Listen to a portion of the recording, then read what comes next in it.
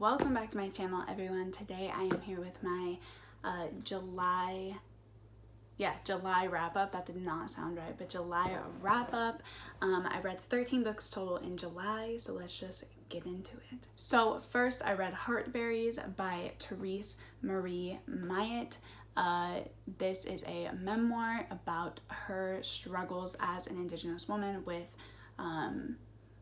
her mental illnesses and just kind of navigating through that and her childhood and everything.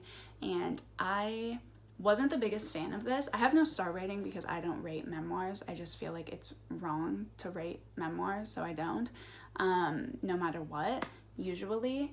But yeah, I wasn't the biggest fan of this one overall.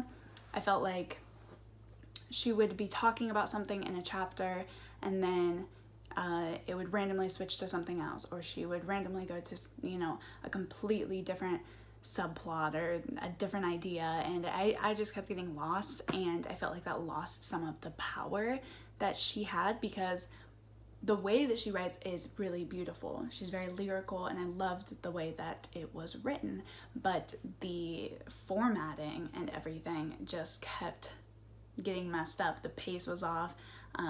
It would be, you know, I'd be getting like so into it, and then she would switch and be like, oh, and then this, like from childhood or something, and then, oh yeah, I just had a baby, and like it was so all over the place, and for that it definitely was not my favorite. But I think nevertheless stories like this are super important, and I'm glad that this is out there, so I did read that one. Then I read With the Fire on High by Elizabeth Acevedo, which I gave 4.75 stars, pretty much a 5-star read for me.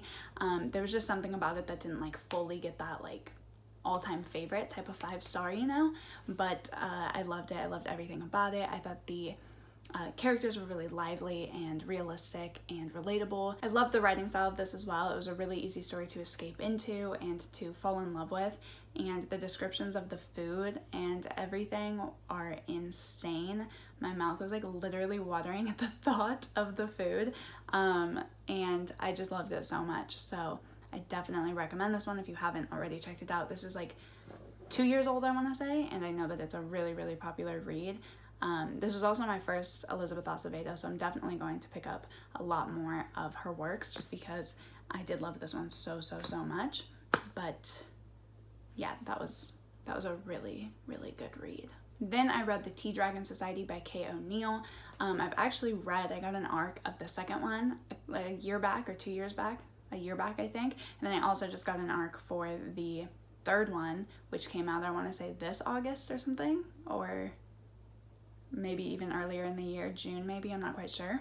But I read both of those, loved both of them, but I had never actually read the original, so I decided to pick it up from the library and read the original to finally see kind of like the backstory of everything I've been reading for the past 2 books. I think this definitely hindered my experience reading it because I gave it 4.5 stars, so I still love it. I still think it's amazing, obviously, but reading the first, or the latter 2, and then going back to the first made the first seem not as, it just made it fall a little short for me, I guess, because I was so into, like, the third one is my all-time favorite, and I loved seeing the growth of the characters and everything, so then going back to kind of their, like, origin story, it was interesting, but I feel like the other ones are just so much more developed, which makes sense because they're later works, but reading them in that order, it's, like, my fault, obviously, but I think this would have been a 5-star had I read it first.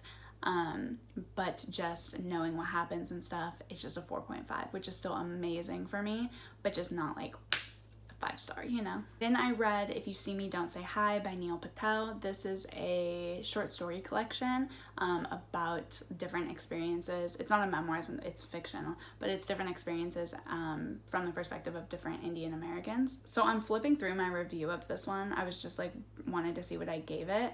And it's really interesting because I gave this a 2-star. It just wasn't for me, for sure. But I did individual ratings for each of the stories, and they're pretty high ratings. Like a 3-star, 4-star, 3, 1, 3, 4.5, 4, 1, 2, 4, 2. So my average is 2.8. That's not bad. You know, you'd think I would round it up to a 3, but I decided actually to round it down to a 2. round it down to just go down to a 2 because all of the stories felt really similar to me. I was listening to this one on audio, and sometimes it would go and I would even think I was in the same story, and then I would realize much later that I was actually into a different story. It was just so similar to the one before it that I didn't even realize that there was had been a pause or a break or anything that let me know it was a new story, because they all just seemed so similar. So that kept happening to me. That genuinely happened a couple times where I'd have to go back to the beginning because I finally realized it's a different story. That's how similar they were, which I just didn't like. The stories themselves were pretty interesting, and I did like Patel's writing style for sure, but I just did not like this collection. Like, when I think of it as a collection, I was really disappointed, and I felt like they were too similar to justify having like an entire collection of all these 10 or 12 stories, and I feel like they could have just been expanded upon into larger works instead of all the same thing, if that makes any sense. So then I read a couple books for my childhood favorites video. This is my childhood favorites, rereading childhood favorites picture book edition. So I did read a couple books for that. I will leave that video, if you missed it, up in the cards below. I'm not quite sure what side it is, but one of them. So I will flip through these pretty quickly just because I've already gone over them in so much detail in that video. So I read The Monster at the End of This Book, which I gave 5 stars, I believe. Then I read Corduroy by Dawn Freeman, which I gave 2 stars. I was really disappointed by this one. Then I read James and the Giant Peach by Roald Dahl, Landsmith, and Carrie Kirkpatrick, and I gave this one 1 star, I believe. Chrysanthemum by Kevin Hanks, I gave 2 stars, I want to say. This was one of my favorites, so I was super disappointed. Then Town Mouse, Country Mouse. I didn't realize this is a adaptation, or this was already a story or a movie or something that was redone kind of, but I gave this, I think, 3 or 4 stars, 3.5 maybe. That's by Jan Brett, by the way. The Stinky Cheeseman and Other Fairly Stupid Tales by John Schiska and Lane Smith. I gave this 5 stars. Loved it, so funny. Felix Travels Back in Time by Annette Langen and Constanza Droop. I gave 2 or 3 stars, I want to say. I forgot. And then A Snack for Phillip, I believe I gave 4 stars. So those are all of the books that I read for that video. And then the last book that I read in July is Turtle in Paradise, the graphic novel by Jennifer L. Holm and Savannah Ganachu. Me and names. This is a graphic novel adaptation of Jennifer L. Holmes' middle grade novel, Turtle in Paradise, which came out, I want to say, like 2018, 2016, something like that. I'm not 100%.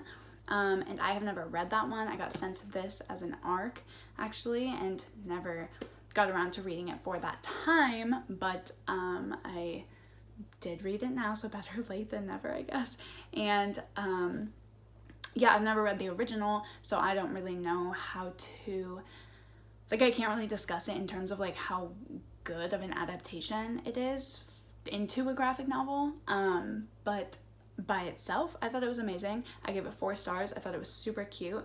I think the characters are really cute and interesting and really just rough kids and just great kids. This is set in the 1930s in Key West, Florida, and so it's just kind of, historical fiction, and I just really enjoyed that aspect of it. The plot was really interesting. I think there's a lot of good lessons in here for kids. This is a middle grade novel, if I didn't mention that, and overall I just really liked it. I thought it was really cute. I really liked the art style, and yeah, I just really enjoyed this overall, so I did give this 4 stars. So that is everything that I read in July. I hope that you guys enjoyed this video. Be sure to subscribe, give it a big thumbs up if you did, and I will see you in the next video. Bye!